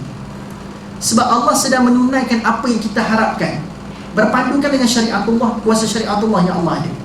Tapi kalau Allah tak memberikan apa yang kita harapkan tuan-tuan sekalian, kita kena buat apa? Syukur juga sebenarnya. Kenapa? Kenapa walaupun tak dapat, kita kena bersyukur pada Allah Subhanahu Wa Taala? Sebab tuan-tuan sekalian tahu tak, setiap tanaman yang kita semai, kita ada tanggungjawab tahu kepada dia. Kalau kita hidupkan dia, kita usaha untuk hidupkan dia tuan-tuan sekalian, tapi kita tak jaga. Hari ni kan ramai tuan-tuan sekalian tak, kaum wanita khususnya pergi ke kedai nursery, beli berjambak-jambak bunga tuan-tuan sekalian tak? Beli bunga, beli pokok keladi kan, macam-macam lah kita beli lah tuan-tuan sekalian. Tapi persoalannya jaga ke tidak apa tu? Itu soalan dia. Soalan dia. Sebab tu kita kena adil dengan tanaman-tanaman yang kita nak bertanggungjawab ke atas dia. So kalau Allah tak tumbuhkan, anggaplah sebenarnya Allah nak jaga kita daripada dosa. Syukur kan, daripada kita zalim kepada kita punya tanaman yang kita duk rasa kita rasa semangatnya awal, tapi lepas tu hangat-hangat tai ayam tuan sekalian lah. Sekejap je semangat berkebun tu datang kan, sekejap je tuan sekalian. Sebab tu kita kena ada sense of responsibility, kena ada rasa tanggungjawab. So kan, anggaplah bila benda tu tak tumbuh, Allah sedang jaga kita daripada melakukan dosa, buat zalim kepada pokok-pokok tu sekalian. Anggaplah begitu. Okay? So memang kena bersyukur kepada Allah Subhanahu Wa Taala. Dan akhirnya tuan-tuan sekalian, bukan akhir lagi, ayat 36, Subhanalladzi khalaqal azwaja kullaha mimma tunbitul ardu wa min anfusihim wa mimma la ya'lamun. So akhirnya Allah suruh kita buat apa tuan-tuan sekalian? Lepas kita dah tengok peristiwa tu dengan ada syariatullah, ada sunnatullah. Bila Allah nak jadikan sunnah syariatullah tu pula, Allah jadikan bukan yang kaleng-kaleng punya, bukan yang biasa-biasa punya, buah yang mewah, kebun yang sangat indah, ada uyun, ada mata air. Lepas tu lepas kita melihat semua perkara itu tuan-tuan sekalian berlaku depan mata kita, kita pula berusaha akannya, maka kita kena lafazkan apa lagi? Sampai kita bersyukur pada Allah, kita kena sebut apa lagi? Subhanalladzi, subhana, tasbih. Kan tadi kalau kita tengok pada situasi Allah jadikan benda tu, contoh kita usaha Allah jadikan benda tu. So basically kita akan bersyukurlah kepada Allah. Tapi akan ada possibility tak jadi kan apa yang kita usahakan kan. So bila tak jadi, tuan-tuan sekalian, perkataan yang paling cocok untuk nak sebut adalah sebutkanlah subhanallah. Kenapa? Sebab bila Allah tak tumbuhkan pokok tu, bukan tanda Allah demam. Betul tak? Sebab bila Allah jadikan sesuatu, patutnya dengan sunnatullah yang kita dah usahakan tu, patutnya jadi kan. Tapi bila Allah tak tumbuhkan, itu bukan tanda kelemahan Allah. Maka selayaknya kita sebut subhanallah, maha suci Allah daripada sebarang kelemahan. So Allah ajar kita dalam hidup ni, bila ada sesuatu perkara yang kita terima tidak seperti mana yang kita harapkan, kadang-kadang, setiap masa itu bukanlah tanda kelemahan Allah dalam memberi. Dan tak layak bagi manusia nak kata Allah ni kedekut dah. Tak boleh. Allah ni tak adil lah pada saya. Saya dah habis banyak masa untuk nak buat benda ni, tapi tak jadi juga. Saya dah habis banyak duit dah buat benda ni, tapi tak jadi juga. So tuan-tuan sekalian, tidak pernah sekali-kali ada isu Allah itu lemah dalam mentakdirkan ataupun menjadikan sesuatu. Kebarangkalian bila Allah tak jadikan itu, pasti ada sebab yang lain Allah tak jadikan. Mungkin lebih berharga daripada pokok tu tumbuh. Allah nak ajar kita, sebenarnya itulah aku nak ajar kepada kamu. Yang berharga itu adalah pelajaran, bahawasanya Allah yang menghidupkan, bukan kamu yang menghidupkan. Itu pelajaran lebih berharga daripada kamu dapat hasil yang banyak daripada pokok tersebut. Sebab kamu mendapat zikra, mendapat zikir daripada Allah. Mana lagi baik? Pokok yang tumbuh tapi langsung alhamdulillah tak diucapkan, berbanding dengan pokok yang tumbuh tak ucap alhamdulillah, dengan pokok yang tak tumbuh tapi orang tu beringat Allah itu yang menghidupkan segala benda. Mana lagi berharga sebenarnya? Sebab itu dalam cerita Nabi Musa dengan Khadir, bila nak pergi berjalan, termasuk Suratul Kahfi tu kan, apa yang Khadir sebut kepada Nabi Musa AS masa nak bawa Nabi Musa pergi berjalan untuk pergi belajar? Teruskan tahu kan cerita ni kan? Nabi Musa nak pergi ikut Khadir, pergi berjalan, pergi belajar. Kan ada Khadir letakkan syarat. Dia kata, la tas'alni an syai'in, kau tak boleh tanya satu soalan pun sepanjang perjalanan, hatta uhditha laka minhu dhikra, sampailah aku akan datangkan penjelasan tu untuk kamu. Maksudnya Khadir bagi jaminan, kau jangan tanya sebab nanti aku akan explain. Bukan dia tak explain langsung, nanti bila tiba masa dia aku akan explain.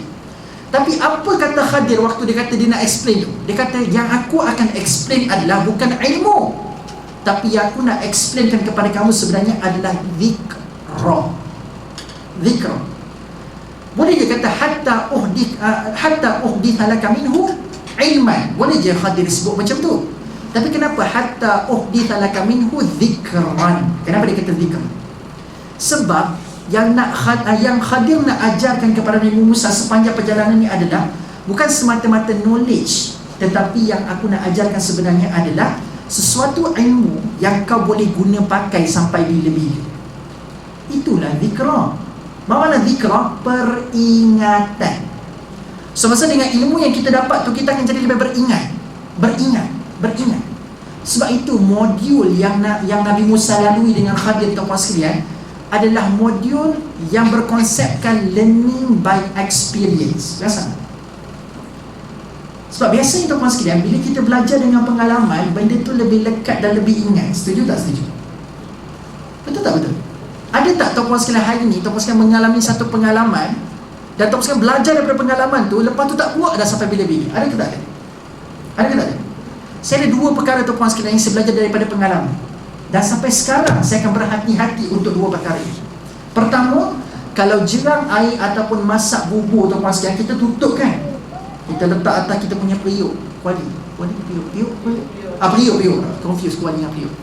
Dalam periuk tu tuan-tuan sekalian, kita tutup dengan kita punya penutup tu.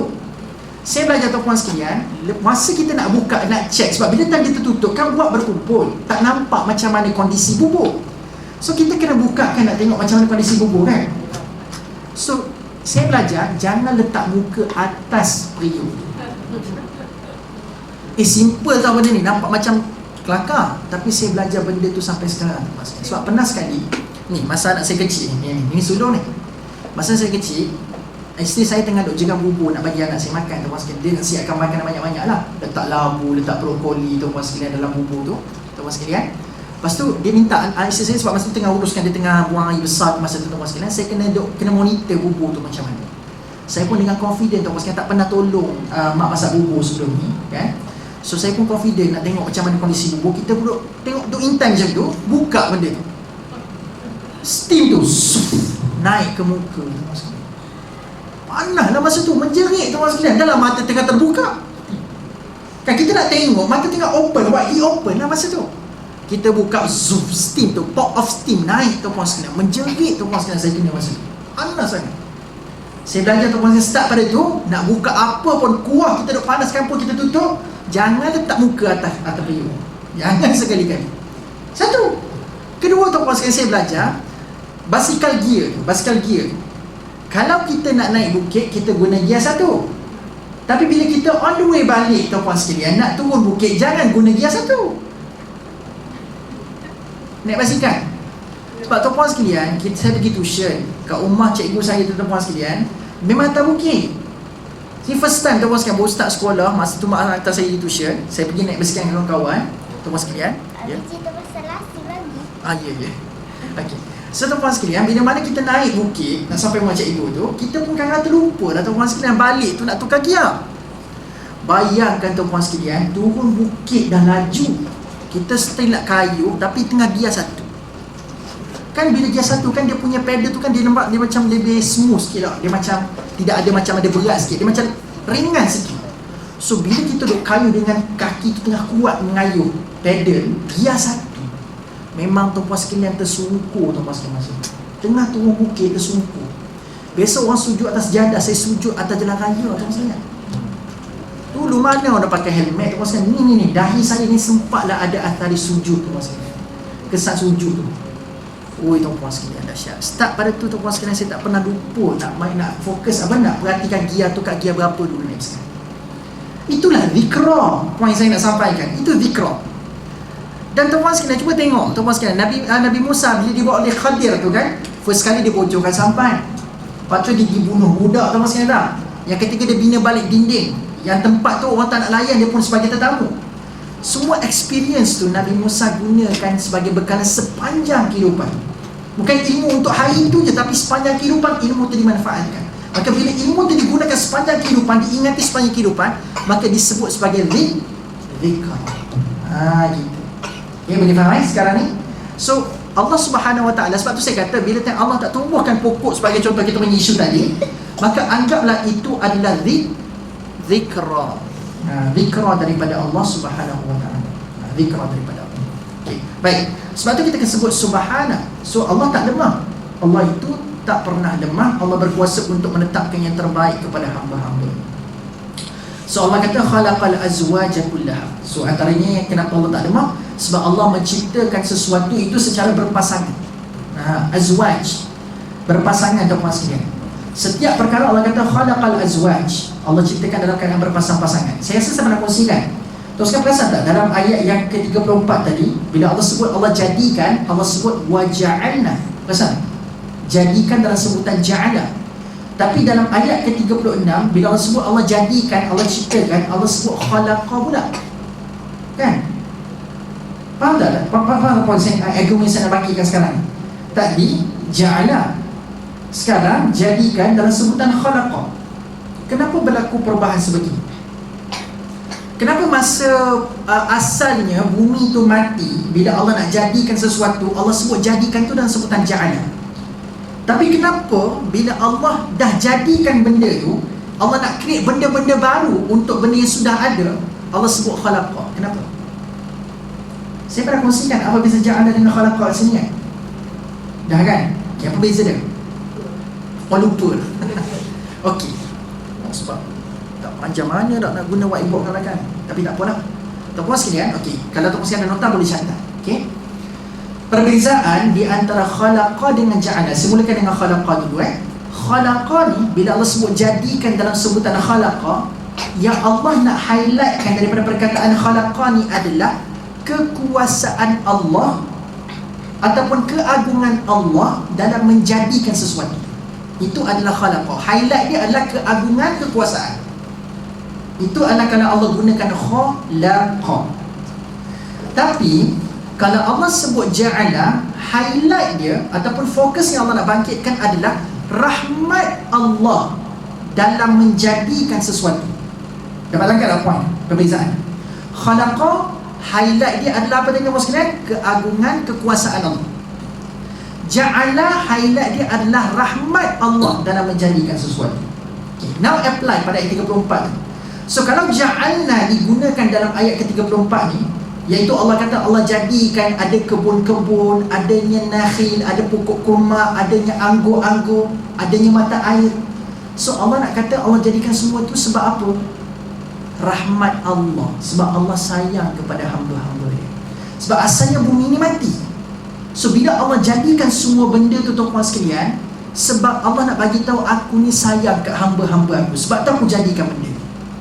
Itu ja'ala. Sebab itu dalam doa kita lepas solat, tuan-tuan sekalian perasan tak bila kita minta Allah jadikan sesuatu kepada kita, kita tak guna Allahumma khalaqna, tapi kita akan guna Allahumma ja'alna. Perasan tak? Dalam doa kita banyak ja'alna.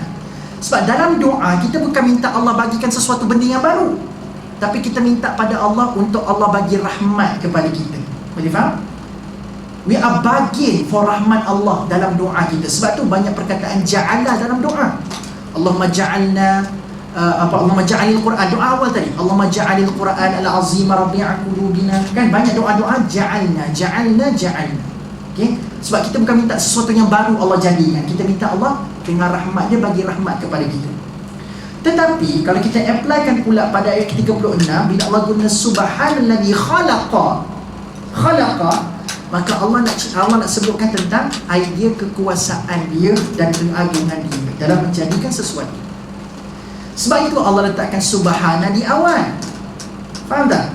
So bila Allah nak create sesuatu dengan kuasa dia, hatta menciptakan sesuatu yang baru sekalipun, Allah tidak pernah lemah.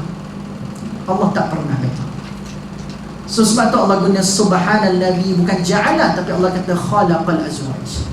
Dan satu lagi tuan-tuan sekalian, bila bercerita tentang pasangan ni tuan-tuan sekalian, semua itu apa benda? Tanda kekuasaan ke tanda rahmat Allah kepada manusia? Bukan rahmat, tanda kekuasaan. Kenapa saya kata kekuasaan? Biasa tak tuan-tuan sekalian dapat kad jemputan kahwin? Biasa tak kita tengok orang tu dekat jemputan kahwin tu, di antara tanda-tanda kekuasaan Allah menjadikan pasangan kepada manusia, kan? Surah Az-Zariyat tu tuan-tuan sekalian biasanya, kan? Maksudnya apa tuan-tuan? Wa ayatul humul macam ayat dia tuan-tuan sekalian tak ingat ayat tu. Tapi surah Az-Zariyat biasanya dalam surat-surat kad jemputan kahwin tu, biasa mesti akan ada ayat tu. Di antara tanda-tanda kekuasaan kami jadikan manusia ini berpasangan, kan? So jelas kenapa Allah guna khalaqa dalam ayat ni, sebab bila bercerita bab pasangan memang ceritanya pasal kuasa Allah. Sebab tu tuan-tuan sekalian, hari ni bila cerita pasal, kalau dari sudut manusia lah, jodoh ni tuan-tuan sekalian memang kita tertakluk pada kuasa dia. Betul tak? Siapa sangka tuan-tuan sekalian hari ni, kalaulah kata jodoh tu bukan kuasa Allah Subhanahu Wa Taala, mana mungkin orang Negeri Sembilan boleh jumpa orang Kelantan pada hari ni? Daripada mana kekuatan ataupun kemampuan untuk orang yang berada pada jarak jauh boleh berkahwin dan bersatu pada hari ini? Kan? Betul tak? Tak dapat dinafikan jugalah ada orang yang kahwin dengan orang sebelah rumah dia, ya tuan-tuan sekalian, betul tak? Tapi nak katanya, inilah kuasa Allah. Tak pernah berjumpa kat mana-mana sebelum ni, entah macam mana cerita, pak kahwin orang. Jodoh, kuasa Allah. Itu tanda Allah tu tak lemah kepada manusia. Allah jadikan manusia ni berpasang-pasangan. Dan tuan-tuan sekalian, bukan sekadar manusia dia berpasang-pasangan, semua makhluk Allah, hatta pokok-pokok, hatta haiwan pun tuan-tuan sekalian ada pasangannya. Ada pasangannya. Dan tuan-tuan sekalian, kalau dalam konteks ayat ni Allah cerita pasal pokok lah. Okay. Khalaqal azwaja kullaha mimma tumbitul ardu wa min anfusihim. Allah kata apa? Daripada pasangan-pasangan tu sama ada daripada yang ditumbuhkan daripada bumi. So dekat Allah spesifikkan pasangan tu daripada celah mana. Daripada sama ada daripada bumi, wa min anfusihim, ataupun daripada diri mereka sendiri. Bukan cerita pasal pokok, cerita pasal seluruh makhluk yang berpasangan. Okay? So Allah kata ada jenis pasangan ni mungkin daripada yang ditumbuhkan daripada bumi, so itu untuk pokok-pokok, dan ada wa min anfusihim, daripada jenis mereka sendiri, wa mimma la ya'lamun, dan ada pula yang tidak diketahui oleh manusia. So tuan-tuan sekalian, ada tiga benda Allah sebut kat sini. Ada pasangan yang ditumbuhkan daripada bumi untuk pokok-pokok, ada daripada diri kita sendiri, kalau kata manusia dengan manusia, kalau daripada haiwan dengan haiwan, kalau singa dengan singa, kan, tiger dengan tiger, tuan-tuan sekalian, maksudnya itu adalah jenis mereka. Tapi yang saya tertarik tuan-tuan sekalian adalah wa mimma la ya'lamun. Dan ada daripada yang kita tidak ketahui. Seolah-olah ada makhluk yang hidup kat muka bumi dan mereka ada pasangan mereka sendiri, tuan-tuan sekalian, tapi makhluk itu tidak diketahui oleh kita. Tuan-tuan sekalian, percaya tak ada lagi makhluk yang di luar daripada pengetahuan manusia? Saya tak percaya. Dan terbukti baru ni, tuan-tuan sekalian, kan, setelah daripada Nabi Adam sampai ke beberapa bulan yang lepas, orang tak pernah jumpa pun makhluk tu. Tetapi ada satu teknologi yang orang buat. Dia buat drone dalam air. Tuan-tuan sekalian tahu tak video tu yang viral baru ni? Dia buat drone dalam air, tuan-tuan sekalian, untuk pergi selam ke lautan yang sangat dalam ke dasar sana. So drone tu memang dicipta untuk tahan pressure dan sebagainya, tuan-tuan sekalian. Okay, dia pergi selam tanpa ada orang pada tu. Dia just control guna drone saja, tuan-tuan sekalian. Guna drone saja, drone air. Dan ternyata, tuan-tuan sekalian, bila makin ke bawah makin gelap sangat-sangat, tuan-tuan sekalian, sangat gelap. Dan ditakdirkan bila buka lampu di tengah laut yang sangat dalam, tiba-tiba jumpa makhluk yang tak pernah dilihat sebelum ini dalam dasar air. Hidup dia, tuan-tuan sekalian, dekat situ. Kapal selam pun, tuan-tuan sekalian, dalam kedalaman yang tertentu, tuan-tuan sekalian, akan remuk, tuan-tuan sekalian, bila kedalaman sebegitu. Ada makhluk Allah boleh hidup dengan tenang bahagia dalam keadaan gelap gelita sebegitu. Mungkin bagi kita gelap, tapi bagi mereka mungkin cerah yang terlampau amat dekat bawah sana. Okay? So betul tak? Kita perakui tak pada hari ini akan ada makhluk yang kita tak pernah, yang mungkin tak sampai pada pengetahuan manusia yang paling cerdik kat muka bumi hari ini. Tapi dia hidup atas pengawasan Allah Subhanahu Wa Taala. Semuanya Allah jamin rezeki dia, semua Allah jaga kehidupan. Ada. Sebab tu Allah bangkitkan ada jenis creatures yang ketiga ni. Wa mimma la ya'lamun. Ada jenis yang kamu tak tahu tentang benda. Dan Allah sebut secara fakta, tuan-tuan sekalian, la ya'lamun. So Allah tidak sebut ma ya'lamun. Allah kata la ya'lamun. Sebab kalau ma ya'lamun, seolah-olah manusia akan boleh declare, aku tahu semua makhluk kamu ke bumi ni. So Allah kata ma, sebenarnya tak, kamu tak tahu.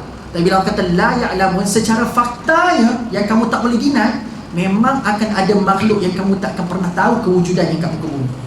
Tapi dia ada.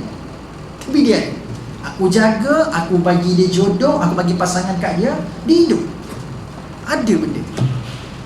So far, sampai ayat 36, sama ada di Zoom dan juga di sini, did we see kekuasaan Allah daripada ayat-ayat? Kalaulah sejarah tak mampu untuk menundukkan kita kepada Allah, kalau Quran itu dilihat terlalu sukar untuk kita faham lalu menghasilkan ketundukan kepada Allah, takkanlah bumi, alam sekeliling kita yang perlu kita buka mata hati kita dan mata kasar kita untuk melihatnya, takkan benda tu pun tak boleh menghasilkan ketundukan kepada Allah. Tengok langit, tak rasa ke kecil kita, tuan-tuan sekalian? Tengok segala sistem Allah jaga kat muka bumi ni, tak rasa ke kita tak mampu nak buat seperti mana Allah kata Allah yang buat semua benda? Tak boleh ke kita? Sebab tu, tuan-tuan sekalian, bila ada je manusia tolak hari kiamat dalam Al-Quran, cuba tuan-tuan sekalian tengok antaranya surah An-Naba. Kan Allah cerita pasal orang yang bertanya-tanya tentang hari kiamat, amma yatasaalun. Mereka sedang bertanya-tanya tentang hari kiamat, anin naba'il azim. Bahkan mereka berdebat, bertelagah, tuan-tuan sekalian, alladhi hum fihi mukhtalifun. Tak kot, kiamat tak berlaku kot. Berlakulah, tak berlaku kot. Berlakulah, tak berlaku kot. Berdebat, mukhtalifun. Lalu Allah kata, kalla saya'lamun, thumma kalla saya'lamun. One day you will know. Satu hari nanti kamu akan tahu. Manakah jawapan yang betul di antara pertelagahan kamu tu? Berlaku ke tidak? Tapi lepas Allah kata kalla saya'lamun, thumma kalla saya'lamun, tengok ayat ke-6 macam mana.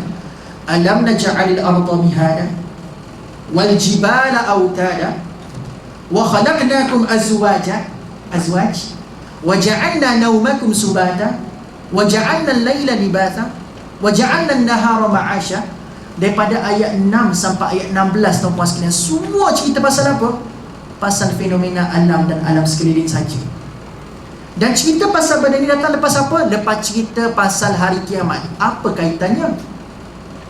Sebab kiamat, tuan-tuan sekalian, bila Allah kata akan berlaku destruction, kehancuran, kan, bila kiamat the first blow, bila sangkakala yang pertama, tuan-tuan sekalian, kehancuran, idenya adalah destruction, kehancuran. Tapi manusia tak boleh nak brain benda ni. Dia rasa macam tak logik. Bila sebut pula second blow akan berlaku kehidupan semula, kebangkitan semula, ada manusia-manusia kata tak logik, mana boleh, dah mati-mati lah. Itu kepercayaan orang Quraisy di Mekah, tuan-tuan sekalian. Bagi mereka dah mati habis, tak ada dah cerita pasal kena hidup semula, kena masuk syurga, neraka, kena hisab. Bagi dia orang yang tak percaya benda tu. Okey, kenapa agak-agak orang Mekah tak percaya? Sebab bukan orang Mekah je, hatta kita pada hari ni pun, tuan-tuan sekalian, sebenarnya hatta kita pada hari ni pun, tuan-tuan sekalian, suka percaya pada benda-benda yang kita nampak dulu. Betul? Benda-benda tak nampak, mana kita nak percaya kan? Betul tak? Susah nak percaya. Hatta waste pun kita tak percaya pada hari ni, betul tak? Waste pun kita tak percaya. Kita kata, oh sepanjang saya hidup 40 tahun kat sini, tak pernah sesak jalan ni. Waste kata jangan lalu sini, lalu kok lari sebab ada jam kat depan. Kita kata mana dia? Kita percaya. Sampailah bila kita lalu jalan yang kita biasa lalu, Waze kata jangan lalu, tapi kita lalu juga. Bila kita terperangkap dalam jam, masa tu kita kata lah betul kata Waze. Betul tak? Masa tu baru percaya. Bila nampak jam tu baru kita percaya betul kata Waze. Betul tak? Kita suka percaya benda yang kita nampak, tuan-tuan sekalian. Jadi kenapa kiamat orang tak percaya? Sebab benda tu tak berlaku lagi, tak nampak. Sebab tu Allah cuma respon dalam ayat keempat, satu hari nanti kau akan tahu. Sebab benda tu akan berlaku nanti. Masa tu kau akan percaya. Sebab benda tu dah berlaku depan mata kamu. Tapi sebelum benda tu berlaku, aku nak cuba tarik perhatian kamu, suruh percaya sekarang. Jangan tunggu bila dah berlaku nanti baru nak percaya. So cara Allah nak suruh kita percaya sekarang adalah kiamat nanti kan berlaku kehancuran kan. Okey, sekarang aku nak bagi tahu ada 11 ayat. Semua ayat-ayat ni cerita pasal fenomena alam belaka, dan aku yang menjadikan semua benda tu. Bumi, gunung ganang, tidur, pasangan, semua Allah sebut. Malam, siang, hujan, awan, Allah sebut banyak dalam ayat tu, tuan-tuan sekalian. Supaya apa? Kalau kamu susah nak percaya pada benda yang kamu tak nampak, sekarang kamu mulakan dulu percaya pada kekuasaan aku dengan benda-benda yang kamu nampak. Faham tak faham sekarang? Tu cara Allah mendidik. Kiamat kamu tak nampak kan? It's okay, susah nak percaya. Tapi aku nak bagi tahu, mulakan dulu dengan percaya Allah berkuasa untuk menciptakan benda yang kamu nampak. Gitu.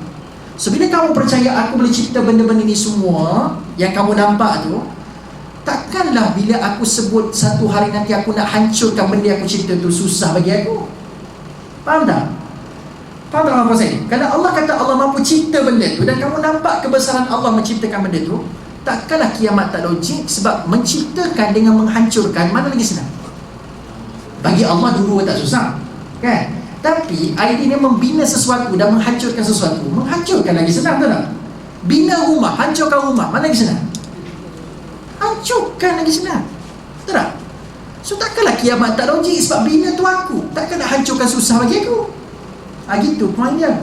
So begitu juga tuan-tuan sekalian dalam ayat ni. So kenapa Allah bawa kita punya perhatian kepada fenomena alam ni? Sebab ini adalah benda-benda yang kita nampak. Sejarah, ayat sebenarnya tentang sejarah kan? Sejarah mungkin kamu tak nampak sebab benda tu berlaku pada masa lampau. Kamu mungkin susah nak dapat petunjuk daripada benda ni sebab kamu rasa macam betul bercerita ni, kamu ada keraguan, benda kamu tak nampak. Tapi pasal pasangan, pasal pokok kurma, pasal buah anggur, benda tu kamu tengok sendiri. Ada pasangan, kamu tengok sendiri. Ada excuse lagi ke nak bagi pada Allah Subhanahu Wa Taala? Sebab tu lepas habis babak ni tuan-tuan sekalian, dah tak ada modul lain dah. Terus Allah sebut wa ma ta'tihim min ayatin min ayati rabbihim illa kanu anha mu'ridin. Lepas Quran punya subjek ada modul sejarah, lepas modul sejarah ada modul alam sekeliling. Tapi lepas modul alam sekeliling ada lagi tak modul lain? Tak ada tak. Sebab ini adalah modul paling simple untuk manusia kembali kepada Allah Subhanahu Wa Taala. Kalau tak kembali lagi tak tahulah nak bagi apa. Habis macam tu. Okey benar So cukup sekarang tu tuan-tuan sekalian. Okey, saya akan letakkan terus note kat sini. So minggu akan datang pula. Yalah, minggu akan datang sebab kita 2 minggu sekali kan. Kita pergi dengan Ustaz Arif. So minggu akan datang tuan-tuan sekalian. So yang ada dekat Zoom boleh hadir ke sini kalau sampai berkelab kan. So sebab minggu lepas tuan-tuan sekalian hadir tapi Ustaz tak hadir. Dah. So hari ni saya hadir, pelajar pula tak hadir ramai. Kan? Tuan-tuan sekalian boleh hadir insya-Allah. Mana-mana pun tuan-tuan sekalian, untuk slot saya 2 minggu sekali dia pergi dengan Ustaz Arif. Tuan-tuan sekalian boleh giling, boleh targetlah. So minggu ni saya, minggu depan Ustaz Arif, minggu seterusnya lagi saya. So insya-Allah saya cuba bagi komitmen lah untuk kuliah fizikal kat sini. So jemput-jemput hadir kawan sekalian di warga di Zoom untuk hadir kat sini untuk kita bersua muka lah. Rindu sebenarnya itu je point dia. Rindu semua. 2 tahun tu punya jumpa dekat Zoom je tuan sekalian. Zoom tu pun off camera. Kan? Zoom tu pun off camera. Haji Mazlan je selalu dah. Haji Mazlan je selalu buka kamera je nampak Haji Mazlan semua.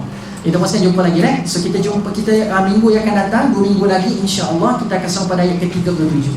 Saya letak kat sini rimak seperti biasa. Terima kasih semua tuan-tuan sekalian. Kalau ada kekurangan saya mohon maaf semuanya tuan-tuan sekalian. Kalau ada kesilapan, ketelanjuran bicara, kurang yang tak kena jaga tuan-tuan sekalian. Barakallahu fikum yang hadir di sini dan juga di Zoom. Aqulu qawli hadza wa astaghfirullahal azim li wa lakum. Assalamualaikum warahmatullahi wabarakatuh. Kita tangguhkan dengan membaca tasbih kafarah wa suratul asr. Subhanakallahumma wa bihamdik asyhadu an la ilaha illa anta astaghfiruka wa atubu ilaik. Bismillahirrahmanirrahim. Wal 'asri innal insana fi khusr illa alladziina aamanu wa 'amilus salihati wa tawassaw bil haqq wa tawassaw bis sabr. Walaupun dekat online tapi aktif ni tuan-tuan sekalian, dia punya ruang ada je, masya-Allah. Terima kasih semua yang hadir dan juga di Zoom. Barakallahu fikum. Assalamualaikum warahmatullahi wabarakatuh.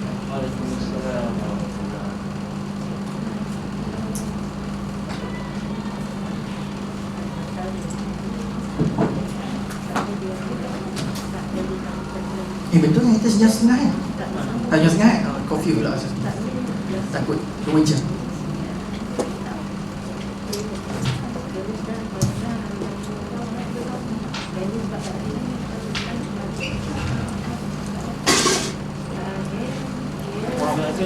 Terima kasih Tuhan datang.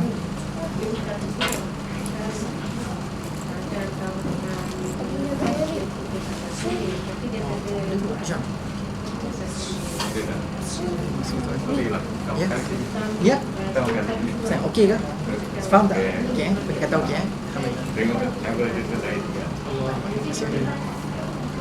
Tuan daripada mana? Duduk mana? Saya dekat jam. Kacang. Tadi je satu. Oh, kacang. Saya keluar kat mobil. Oh, ya. Kacang memang jam sikit lah pagi-pagi.